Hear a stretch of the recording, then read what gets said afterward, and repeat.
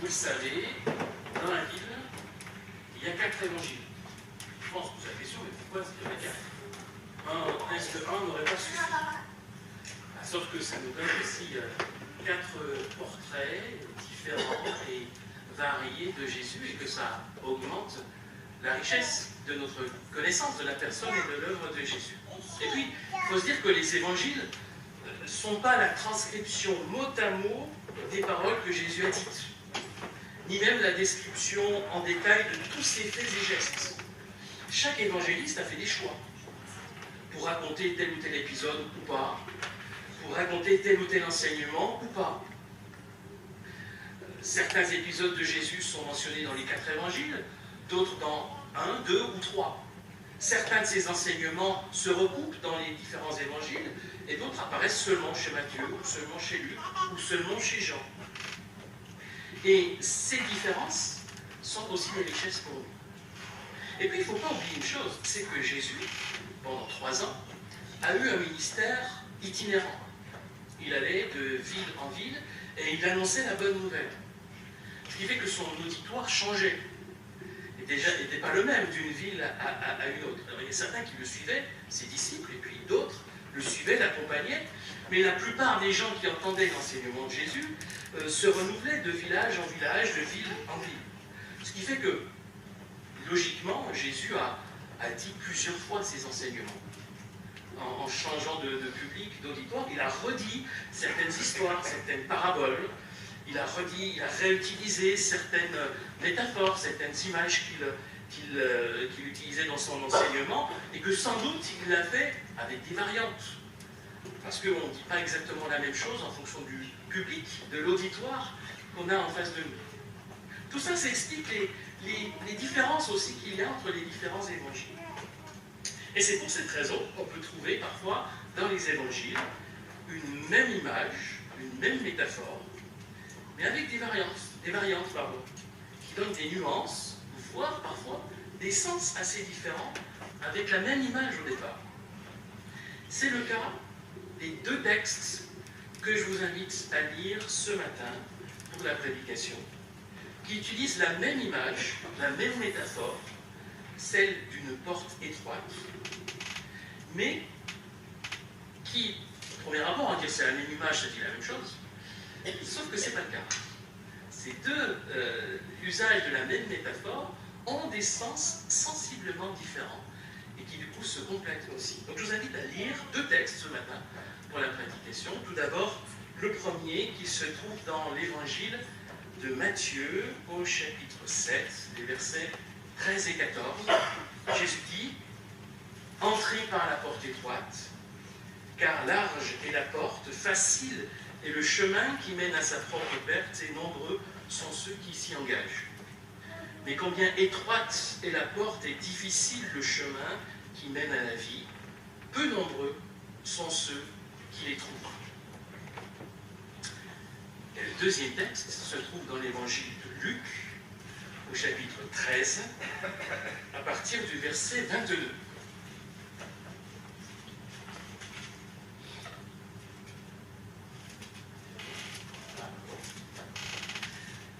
Jésus traversait les villes et les villages et enseignait en faisant route vers Jérusalem. Quelqu'un lui demanda « Seigneur, n'y a-t-il que peu de gens qui seront sauvés ?» Jésus répondit « Faites tous vos efforts pour entrer par la porte étroite, car je vous l'affirme, beaucoup essaieront d'entrer et ne le pourront pas. Quand le maître de maison se sera levé et aura fermé la porte à clé, vous vous trouverez dehors, vous vous mettrez à frapper à la porte et à dire « Maître, ouvre-nous !» Il vous répondra « Je ne sais pas d'où vous êtes. » Alors, vous lui direz « Nous avons mangé et bu avec toi, tu as enseigné dans les rues de nos villes. » Il vous dira de nouveau « Je ne sais pas d'où vous êtes. Écartez-vous de moi, vous tous qui commettez le mal. » C'est là que vous pleurerez, que vous grincerez des dents, quand vous verrez Abraham, Isaac, Jacob et tous les prophètes dans le règne de Dieu, et que vous serez jetés dehors. Des gens viendront de l'Est et de l'Ouest, du Nord et du Sud, et prendront place à table dans le règne de Dieu. Et alors, certains de ceux qui sont maintenant les derniers seront les premiers, et d'autres qui sont maintenant les premiers seront les derniers. Rien qu'à la lecture, vous vous rendez compte quand même qu'il y a une différence entre les deux textes. Pourtant, à la base, on a la même métaphore, celle de la porte étroite. Mais quand on compare les deux textes, on se rend compte qu'il y a quand même un certain nombre de différences assez significatives. D'un côté, la porte étroite chez Matthieu, de l'autre côté, la porte étroite chez Luc. La première chose qui saute aux yeux, c'est que l'un des deux textes est court, il ne fait que 2 versets, c'est chez Matthieu, alors que chez Luc, il est beaucoup plus long, beaucoup plus développé. Il fait 9 versets avec parfois même des longs versets. Je ne me suis pas amusé à compter les mots, mais l'écart sera peut-être encore plus important. Donc le texte de Luc est bien plus long que celui de Matthieu. Et puis, les circonstances qui ont conduit Jésus à dire ces 2 métaphores sont différentes aussi. Dans Matthieu, il apparaît dans le Sermon sur la montagne. Le Sermon sur la montagne, c'est une sorte de compilation des 10 principaux enseignements de Jésus que Matthieu a rassemblés dans ce Sermon sur la montagne, et qui était donc, oui, un petit peu un best-of des enseignements de Jésus, donc une sorte de condensé de son enseignement qu'il annonçait aux foules. Chez Luc, c'est en réponse à une question qu'on lui pose. Et c'est pas la même chose. Quand on prend l'initiative d'enseigner à une foule, quand on répond à une question qu'on nous pose, on ne va pas dire exactement la même chose. Ça, c'est aussi une explication de la différence entre les deux textes. Et puis, quand on y prête attention, on se rend compte que l'image n'est pas tout à fait la même. Chez Matthieu, c'est une porte, ou plutôt un portail, qui ouvre sur un chemin. Chez Luc, c'est une porte qui ouvre sur une maison. L'image se poursuit avec le maître de la maison qui laisse la porte fermée. Dans les deux cas, ce n'est pas exactement la même chose. D'ailleurs, c'est intéressant qu'on voit dans le grec, ce n'est pas le même mot qui est utilisé chez Matthieu et chez Luc, même si les 2 mots peuvent être traduits par porte ou portail, ce n'est pas exactement la même chose. Je suis étonné qu'aucune version française, me semble-t-il, ne traduit le texte de Matthieu par portail. Or, qu'est-ce qui ouvre sur un chemin? C'est une portail plutôt qu'une porte.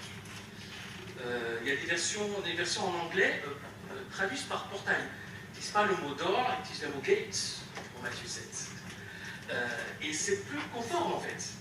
On devrait dire, dans Matthieu 7, c'est la métaphore du portail étroit qui ouvre sur un chemin difficile. Et dans Luc, c'est bien la métaphore d'une porte étroite qui ouvre sur une maison. Et puis, dernier élément de différence significative, c'est l'enjeu de l'histoire de la métaphore qui n'est pas le même. Chez Matthieu, il s'agit de choisir entre 2 portes, entre 2 portails. L'un qui est étroit, l'autre qui est large, qui conduit sur 2 chemins différents. Chez Luc, l'enjeu, c'est d'entrer ou de ne pas entrer. Il y a ceux qui rentrent par la porte, et il y a ceux qui restent dehors. Donc, ce n'est pas le même développement de l'image. Pour autant, il y a quand même un point commun important, c'est l'idée de la porte, du portail étroit, dans lequel il est difficile d'entrer. Ça, c'est le point commun, c'est le point de départ commun des deux textes, des 2 façons d'utiliser la même image, la même métaphore. Mais le message est différent. Chez Matthieu, Jésus s'adresse en fait à tout le monde. C'est un message global, général, qui concerne tout le monde et qui nous invite à faire le bon choix, à choisir la porte, le portail qui conduit sur le bon chemin, même si cette porte ou ce portail est étroit et même si ce chemin est difficile. Il s'agit de prendre la porte qui ouvre sur un chemin qui va à la vie et de ne pas prendre la porte qui ouvre sur un chemin qui va à la perdition. Et Jésus avertit que ces portes, ce portail, ce chemin qui conduit à la vie, sont difficiles. Et que naturellement, beaucoup préfèrent le chemin de la facilité, même s'il mène à la perdition.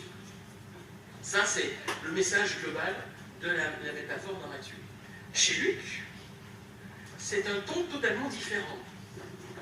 Il y a un avertissement sévère et solennel dans l'usage de la métaphore chez Luc, qui est adressée à ceux qui veulent entrer par la porte étroite en croyant à tort qu'elle leur sera ouverte.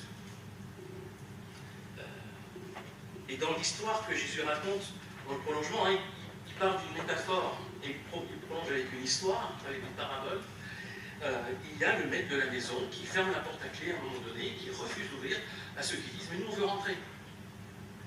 Et Luc ajoute que ceux qui restent dehors et qui pensaient pouvoir entrer, en fait, eh bien se lamenteront et grinceront des dents, hein, c'est l'idée d'un sorte de regret profond, de voir que non seulement eux ne peuvent pas rentrer, mais qu'il y a des gens qui viennent des quatre coins de la terre et qui, eux, peuvent entrer.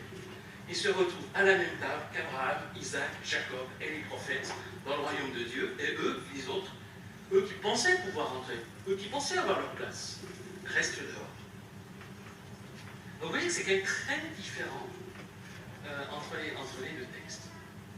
Alors, le texte de Luc nous dérange un peu plus que celui de Matthieu, peut-être. Hein. En tout cas, moi, oui, c'est un peu dérangeant quand même ce texte de Matthieu, parce qu'on a envie, mais ils ont envie de rentrer et puis ils ne peuvent pas rentrer. Donc, on va s'arrêter un peu plus sur celui-là, d'autant qu'il est peut-être moins connu que celui de Matthieu. Hein. Quand on pense à la porte étroite, en général, on pense à la version de Matthieu, qui finalement est plus simple.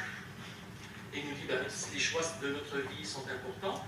Et un peu moins celui de Luc, qui est peut-être un peu plus difficile à comprendre, et peut-être aussi qui nous dérange un peu plus, donc on préfère écouter celui qui nous dérange un peu moins. Ça, c'est naturel. Voilà. Si on veut bien comprendre qui sont ces gens dans l'histoire, dans la parabole, qui restent dehors, il faut revenir à la question qui est posée au début. Ça, tout démarre de là. La question qui est posée au début, c'est « Seigneur, n'y a-t-il que peu de gens qui seront sauvés ?» Elle est surprenante, cette question. On sent qu'il y a des sous-entendus derrière cette question. Ce n'est pas une question ouverte. Comment être sauvé? Voilà, c'est une question ouverte. Ou combien de personnes seront sauvées? Ou y aura-t-il beaucoup de sauvés? Ou je ne sais pas. Voilà, ça, c'est des questions ouvertes. Mais là, ça inclut déjà une réponse. Est-ce qu'il y aura peu de gens qui seront sauvés? Oui, c'est bizarre comme formulation. Comme si celui qui posait la question avait déjà une idée de la réponse et qu'il voulait juste une confirmation de la part de Jésus. La réponse à laquelle sans doute il s'attendrait qu'effectivement il n'y en a pas beaucoup et tu as la chance de faire partie de ce groupe qui vont rentrer dans la maison. Je pense que c'est un peu ce que imaginait celui qui a posé la question à Jésus, qui avait peut-être entendu cet enseignement de Jésus, de porte étroite, et dit lui, mais oui, mais lui, bien sûr qu'il fait partie de ce petit groupe d'élite, privilégiés qui vont rentrer, et on sera très peu à pouvoir rentrer. Hein, Jésus, c'est vrai. On sera peu à être sauvés, non? On va rentrer. Et là, Jésus répond de façon extrêmement sévère. Il répond à la question qui lui est posée, à cet homme, et tous ceux qui pensaient comme lui. Il était peut-être même le porte-parole d'un petit groupe, on ne sait pas, hein, on n'a pas les éléments, mais il n'était certainement pas le seul à penser de cette façon. Et Jésus leur répond de façon troublante et sévère, en s'adressant à eux. Faites vos efforts pour entrer, et beaucoup essaieront et ne pourront pas. Vous trouverez dehors. Vous mettrez frapper à la porte, et vous pleurerez, et vous grincerez des dents, parce que la porte sera fermée pour vous. Et vous verrez des gens arriver des quatre coins du monde et entrer, et vous resterez dehors. Voilà ce que Jésus répond à cet homme. Autrement dit, chez Luc, Jésus va refroidir fortement les ardeurs de ceux qui se croient membres d'une élite privilégiée, faisant partie du petit groupe qui vont pouvoir rentrer. Et il l'utilise, et c'est bien cette idée-là, parce que la conclusion de tout le discours, c'est une autre formule que Jésus a sans doute très souvent utilisée, et qui est frappante, qui est même entrée dans le langage courant. Les premiers seront les derniers seront les premiers. Certains de ceux qui maintenant sont les derniers seront les premiers, et d'autres qui sont maintenant les premiers seront les derniers. Mais celui qui pose la question à Jésus, sans doute pensait être parmi les premiers, Et Jésus lui dit, attention, peut-être que tu seras parmi les derniers. Alors c'est dérangeant, mais c'est fait. Vous savez, il y a des textes de la Bible, notamment dans les évangiles et dans les paroles de Jésus, qui ne sont pas là pour nous faire du bien en nous caressant dans le sens du poil, mais pour nous caresser à rebrousse-poil, justement, et nous déranger un petit peu et nous interpeller. Et c'est sans doute la fonction de ce deuxième texte de Luc. Mais si on considère les deux métaphores ensemble, parce qu'elles s'enrichissent mutuellement, il ne faut pas oublier celle de Matthieu, elle est très importante aussi, et elles se répondent, et nous donnent des choses importantes. Quand on réfléchit à la leçon qu'on peut tirer de ces deux images pour nous, c'est d'abord, et c'est là-dessus que j'aimerais insister en premier lieu, derrière cette porte étroite, portail étroit, c'est qu'il y a d'abord une promesse. Une promesse pour ceux qui peinent.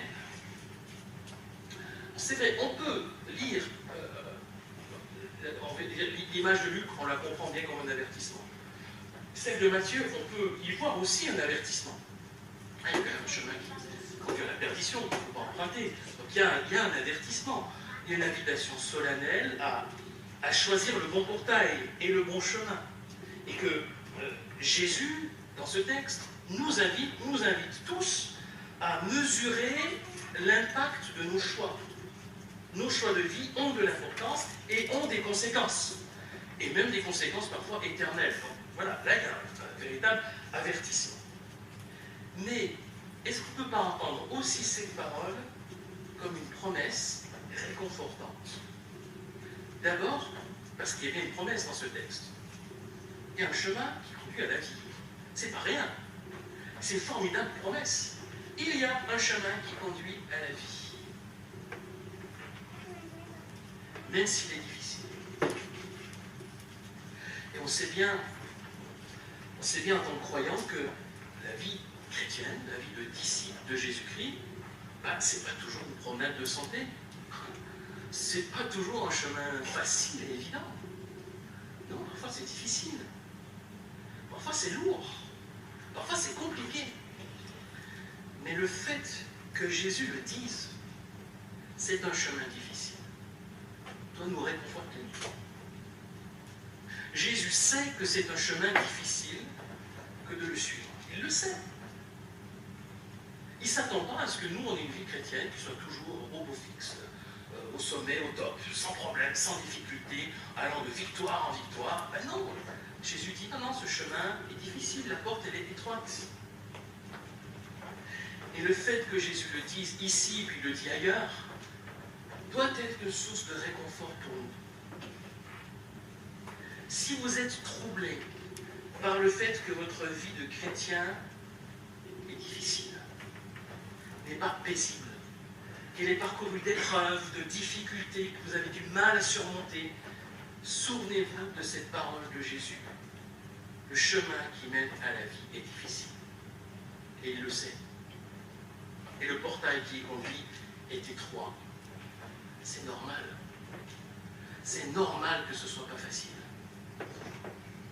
Souvenez-vous de cette parole quand, dans votre vie de foi, les choses vacillent un peu, quand des doutes vous assaillent, quand votre vie de chrétien est marquée par la frustration, par un sentiment d'inachevé, voire peut-être par l'échec. Jésus a dit, ce chemin qui mène à la vie est difficile. Et il le sait. Et le savoir nous rappelle que nous ne sommes pas seuls sur ce chemin. Nous avons des frères et des sœurs qui, comme nous, rencontrent les mêmes difficultés. Peut-être d'autres, mais c'est aussi compliqué que nous. Ne croyez pas ceux qui vous disent que la vie chrétienne est facile. Ils vous mentent ou ils se mentent à eux-mêmes. Non, c'est difficile, Jésus l'a dit. Mais surtout, non seulement on a des frères et des sœurs qui peinent, qui ont du mal comme nous, mais on a le Christ lui-même qui nous accompagne sur ce chemin. Parce qu'il sait que le chemin est difficile. Et il nous assure de son aide, de son secours. Parce qu'il est pleinement conscient que le chemin est fatigant. Il nous dit, c'est un petit peu plus loin dans l'évangile de Matthieu, une parole qu'on connaît bien et qui nous est si réconfortante.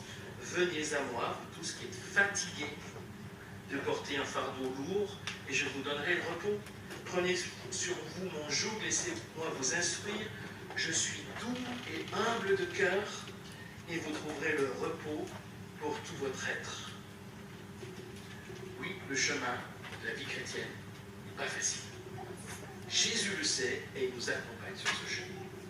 Voilà ce qui peut être la promesse réconfortante si vous peinez dans votre vie de chrétien.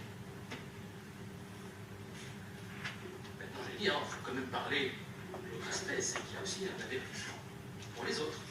Ce n'est pas tellement pour ceux qui peinent qu'il y a un avertissement, c'est plus pour les autres. Il ne faut pas nier que la métaphore de la porte étroite, autant chez Matthieu que chez Luc, contient bel et bien un avertissement.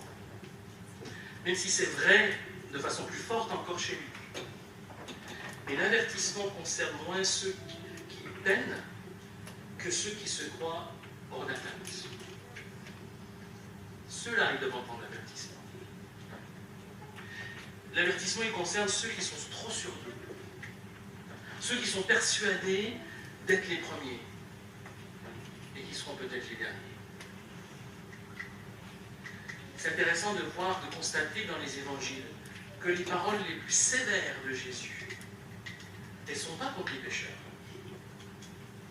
Les paroles les plus sévères de Jésus, elles ne sont pas contre les gens de mauvaise vie, qui ont une morale douteuse ou qui sont désignés comme des infréquentables. Les paroles les plus sévères de Jésus, elles sont contre les chefs religieux de son temps. Ça devrait nous interpeller en tant que croyants. Ces paroles les plus dures, elles sont destinées à ceux qui s'estimaient purs et meilleurs que les autres. Comme ce pharisien dans la parabole que Jésus raconte en Luc 18, qui prie « Mon Dieu, je te remercie de ce que je ne suis pas comme tous les autres, qui sont voleurs, mauvais et adultères. » Et oui, moi je ne suis pas comme les autres. Et bien c'est à ces gens-là que Jésus adresse ses avertissements. Mes amis, dès le moment où on se compare aux autres, croyants ou non, où on se permet de se placer en juge, de les juger, alors on se place au-dessus d'eux. Et on pense qu'on est les premiers. On se considère supérieur, on se croit meilleur, parce qu'on n'est pas comme eux, parce qu'on n'agit pas comme eux, parce que nous on a compris, parce que nous on a la foi, parce que nous on est sauvés. Attention, c'est à ce moment-là qu'on risque de se retrouver dans une porte fermée. Les premiers ou ceux qui se croient les premiers seront les derniers, et les derniers peut-être les premiers. Dès le moment où on pense, on estime avoir tout compris ou presque, on a une théologie solide, on a lu toute la Bible, on a quand même une certaine expérience de la vie chrétienne, qu'on a une place à responsabilité dans l'Église, et qu'on considère que tout ça, ça nous met un petit peu à part, que ça nous met un peu hors d'atteinte, à l'abri, intouchable ou presque. Alors attention, c'est à ce moment-là qu'on risque de se retrouver devant la porte fermée. Les premiers, ou ceux qui croient l'être, seront les derniers, et les derniers seront les premiers. Parce que si on agit de la sorte, si on pense de la sorte, alors on oublie que celui qui veut entrer dans le royaume de Dieu doit être, comme le dit Jésus, comme un petit enfant. Et que le modèle du citoyen du royaume, c'est le serviteur, à l'image du chemin que Jésus a emprunté. Et malheureusement, trop souvent, on risque de se conduire non pas en serviteur mais en maître, si ce n'est en donneur de leçons ou en juge des autres. Là, il y a un avertissement que nous devons entendre. Alors, vous voyez, cette métaphore de la porte étroite, si on les considère l'une avec l'autre, sont finalement extrêmement riches et nous rejoignent, soit pour nous encourager, soit pour nous mettre en garde. Ou peut-être les deux à la fois d'ailleurs. Chez Matthieu, comme chez Luc, c'est le cas. Bien qu'utilisé différemment, les deux usages de la métaphore soulignent les difficultés de la vie chrétienne. Et chez Matthieu, Jésus nous invite à mesurer nos choix de vie et leurs conséquences. Il n'est pas en train de nous vendre une vie chrétienne comme une sinécure. Il avertit que le chemin sera difficile. Mais l'important, c'est que ce chemin, il mène à la vie. C'est ça qui compte. C'est ça la bonne nouvelle, d'autant qu'il nous accompagne sur ce chemin. Et chez Luc, Jésus nous invite à l'humilité, à nous garder de tout élitisme et de tout triomphalisme. L'élitisme, c'est de se croire à part au-dessus des autres. Le triomphalisme, c'est de se croire intouchable et hors de danger. Ce sont deux dangers qui peuvent guetter le chrétien. Nous sommes appelés à être des serviteurs qui aiment et non pas des maîtres qui jugent. La porte est étroite, mais ça vaut la peine de se faire tout petit pour pouvoir y entrer, parce qu'elle ouvre sur le chemin de la vie et sur le festin du royaume de Dieu. Ce sont les deux promesses au cœur de ces deux textes. Amen.